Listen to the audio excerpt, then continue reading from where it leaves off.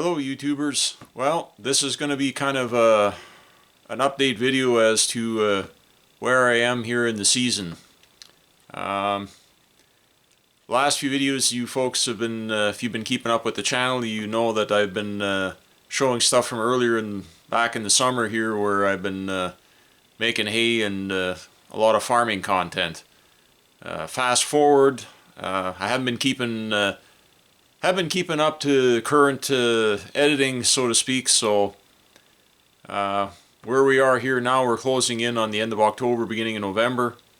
When you see this, I'm going to try and post this video here in the next day or two of shooting this here, so we've kind of gotten an early start to winter here, unfortunately, again this year. It's been kind of a cruel fall. We had a earlier nice part of fall, and then now here as we got into middle of October, weather turned real nasty, and as of towards the end of October, not even the end of October, just past middle of October, we got a late fall snowstorm blizzard. We usually don't get that kind of weather here. We sometimes get a skiff of snow, stuff like that, and it'll melt off in a couple days, but what we got here is an actual almost a fall blizzard. We got like 8 inches of snow here a couple days ago, and it's turned pretty cold, minus 10 degrees Celsius type of thing at night, and minus 3 or 4 degrees Celsius during the day. So the snow looks like it's going to be sticking around. They're not talking about going to be any warm weather for a while, or if any, we're heading into winter. So we're stuck with winter. So anyways, that's why the parka and toque and winter boots, and we went from a few days before of mid plus teens Celsius degree weather, beautiful fall weather, to within a couple 3 days of having, I say, a snowstorm and cold weather. So anyways, enough of that. What we're going to be getting back into here now is that we're getting into fall and late fall, and well, winter weather is one of the things that I like doing and spending a lot of time is, and part of what I do is working in the forest, the bush, whatever you want to call it, and working on chainsaws. I have a lot of content coming up on chainsaws here. I've been filming throughout the fall here, different stuff, but like I say, I haven't kept up with my editing. I will be including some of that stuff. It's not really important as far as timeline wise. Some of that stuff you folks will probably be watching it in the winter when it's when I can't shoot content because it just gets too cold and difficult. So, and you folks will probably be seeing some of my summer content. Even I'll be editing and seeding some of that stuff in throughout the winter. So some of you might find interesting, some not. But anyways, today's task at hand, or in this video, besides giving you a weather update and current affairs and what I'm doing, we're going to be working on a Stihl 036 that I just recently picked up here. Very nice low hour saw. Picked it up at an estate farm auction type of deal. I found an 036 Stihl already last winter, almost a year ago now. It was such a nice clean saw. It was as close to a dealer OEM saw as you're ever gonna, a brand new off the shelf dealer saw that you're ever gonna find. It is so nice, in fact, that I've been almost scared to use it. It's one of those unicorn saws type of thing that don't exist normally anymore. It's a 20-plus-year-old saw that's the gentleman bought it literally to cut one storm-damaged tree in his yard. And he said a few years later, a tree had tipped over in his mom's yard after a storm, and he trimmed and cut up that tree, and that was literally, the saw sat for like 18 years after that. He dumped the gas out of it, he said, every year, started it up, ran it for a few minutes, and then shut it off and put it back on the shelf, and he did that every year for almost 20 years, and finally he put the saw for sale, and I was the first to discover his posted ad literally within minutes of him posting it. And I went right away the next morning, and he was already bombarded with phone calls because 036s are hard to find in low hour form. There's lots of them out there. You find them, but they're completely trashed, busted, broken, wrecked. Nothing in this shape or form. Like I say, it's in such nice shape that I literally ran it once or twice myself. I run it a few times here in between, but I cut a couple of trees with it, and then of course cleaned it up and put it back on the shelf. And unfortunately, it's going to kind of stay there. It's going to become one of my unicorn saws or shelf queen. It won't hardly ever get used because it is, like I say, it's only got one, I think, tiny little scuff mark on the top cover, and that's it. It still has the paper tag on the front of the oil tank or the crankcase. This other one that I found here, literally I picked it up a week ago at auction sale. It's been used, but it's still also a very, very low hour saw. It still has part of its paper tag on the front of the crankcase. So it's got a few little dings and scratches here and there, but nothing. It even still has the original bar with it, even though it's worn. I recently cleaned it up here a day or two ago here when I brought it home and dressed the bar. It was worn a bit, and Still's traditional 50 gauge bar is, I mean, I threw a 58 gauge chain on it, and it's like a new bar again. So, but anyways, that's the original bar that came with it. As far as I understand, it was just used around a homestead lot or whatever for, again, some oddball tree cleanup, but not in any kind of firewood production or anything like that. So to find an 036 Pro in that kind of low hour form is very rare. I consider myself very fortunate and lucky to actually have found two of them within 1 year. It was a saw that was on my collector's list for a long time. I've been looking for one for the last 5 or 6 years. Couldn't find one, like I say, not completely trashed and definitely not in running shape. Most of them are blowing up, and even those were going for good money. What I paid for both of these saws is actually less than what a lot of people are asking for online in various online forums and things like that. So I don't have a whole lot of money tied up in either one of these saws or both of them. And the fact that I actually found them in this nice a shape and found them for this kind of price is pretty much unheard of in this part of the game or whatever, because everybody's chasing after these saws now. So I consider myself very, very fortunate to have found these. So anyways, enough blabbering again as usual, but we're going to get right to it.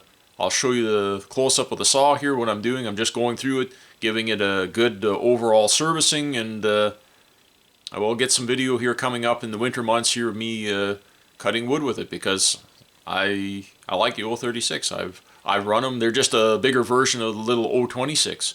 That's become one of my favorite saws, besides my small Husqvarna saws like the 346 XPs and the Johnson Red 2153s and 52s and saws like that. Small 50cc class saws, if I can make them, hop them up a little bit where I can, just with simple modifications. And I've got old shoulder injuries and arthritis setting in my shoulders, so big saws are becoming something that I run sparingly now. I can't, I just physically, it hurts too much, so small saws become the name of the game for me these days. Saws like the 036 Stihl were actually quite a lightweight saw for a 60cc class saw, so you get a pretty good bang for the buck, so to speak, out of them. So they're very popular in my area. We don't have huge wood here, so for me and most of the people in my area here, we all run 50 and 60cc class saws. Everything from firewood production to to a lesser extent here, we live in pretty flatland country here in southeastern Manitoba, so we don't have big timber. So 60cc saw is an all-around saw that everybody here has ran for 30 years, since all the way back from the early 200 series Huskies and 600 series Johnson Reds to the latest 562s and 555s and saws like that. That's what everybody runs around here, or the 550 XPs and 261 Stihls, and like I say, going back into the MS 260s and 026s and stuff like that. I have a good collection of all those class of saws, the Husqvarnas, Johnson Reds, Stihls. I'm like I say, I'm not brand loyal specific. I go by model that I like and that works great for me. So anyways, like I say, again, I'm getting sidetracked here and blabbering on, but we're going to get right at it. So anyways, pause you for a second here, and we'll get going on this saw here in question, and we'll show you what I got here. Okay folks, here we have it. A very low hour Stihl 036 Pro. This is a late model. This is not an 036 AV or anything like that.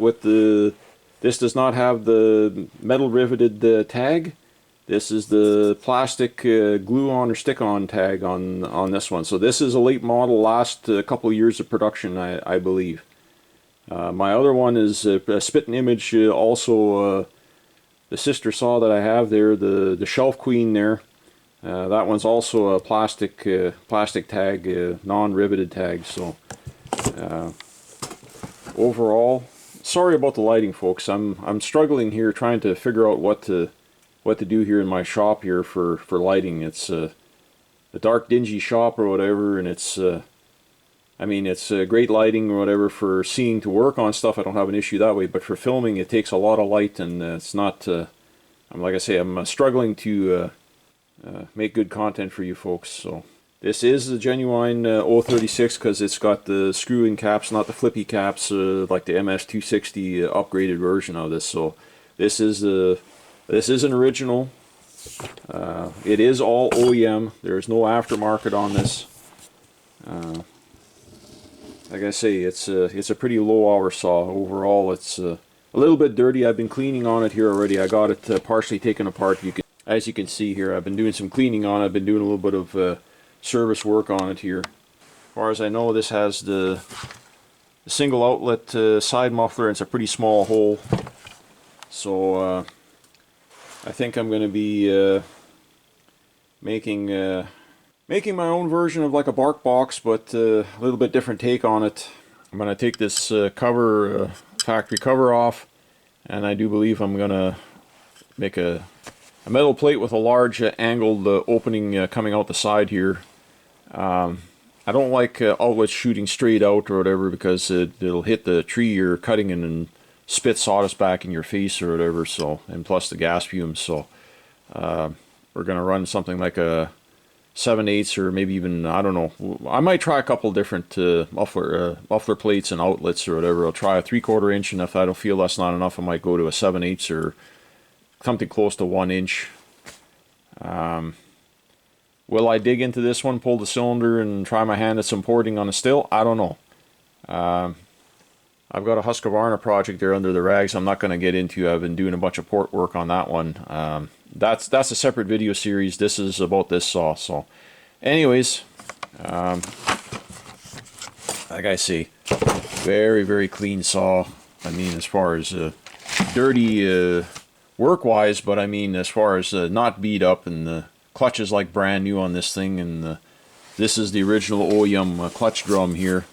And this is kind of interesting. This is they had different options on these clutches. They had a heavy-duty bearing version that used a large 22mm spline drive sprocket, and then they had this other style here, which was allowed you to the Stihl Mini 7 spline, but the 7 spline Mini, not the small spline, but the mini spline. And what that allowed you to do is you could run their 325 or 3/8 setup if you chose to do so. This is a 3/8/7, but it's the same. Well, basically the same clutch drum drive and inner size as like a 261 or the old 026s. So kind of interesting or whatever that they shared a very similar setup on a 60cc saw down to a sub 50cc saw. So I find that pretty interesting. So anyways, so just going through this and doing a bunch of service work, and what I did was pull the clutch off because something didn't quite feel right. Now this is like this is becoming for whatever reason, different saws that I've acquired this past year.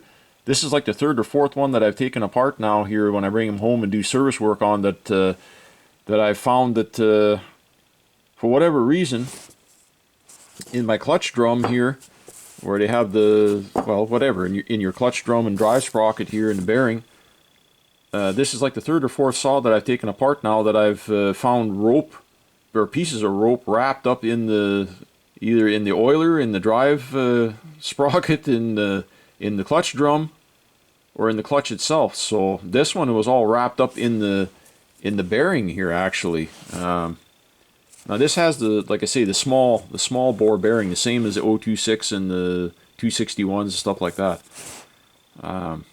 Kind of interesting, but some say these weren't very good. You can on these saws, on the smaller saws, there was no issue, but on the 036 they claim that these you can blow the bearing out if you're not careful. And I can see if you're running the 3/8 setup and you got your chain over torqued, it's putting a lot of pressure on it. And with the heat and pressure, yeah, you can burn them up, especially if you don't grease them regularly, like a lot of people I see them doing. I'm always very fussy. I grease my clutch bearings on a regular basis, a couple times per, at least 2 if not 3 times per chain or whatever in its lifetime on a saw. So when I'm doing a bar flip, I pull the clutch drum off and re-grease the little needle bearing, and that's just part of my service. That I do that on all my saws. Every time I flip a bar or whatchamacallit, I either on these Stihls here, you have to they don't have the oiler hole or the greaser hole like on some of the Husqvarnas do, where you can put your bar nose greaser on here and give 1 or 2 little pumps or whatever, and then you can grease your bearing that way. These you have to take the clutch drum off, and it's not a big deal. It's just that little E-clip, and you slip the clutch drum off, grease your bearing, and put everything back together, and away you go again. It's just one of the service procedures, and it's good practice. Now, we'll see if I have any problems with this, with the bearing letting go or whatever or not. I don't know. Some people claim they do, but then some people can wreck anything. So, but anyways, we're going to get into this here a little more. I'm going to pull the covers all off of this here, and we're going to get into a little bit more of a quote-unquote deep clean on this saw, and just give it a good check over, make sure everything is fine on it, and I'm going to continue on here cleaning and inspecting, and then, well, the next video coming up or whatever of this saw, obviously I'll be out testing it, and you folks will all be able to come along and see how this one runs. So, supposed to be a really good running saw. I have actually not yet had this saw running, so I'll find out for myself here shortly. But anyways, we're going to continue on with the service on this one, and we'll work our way towards that. So.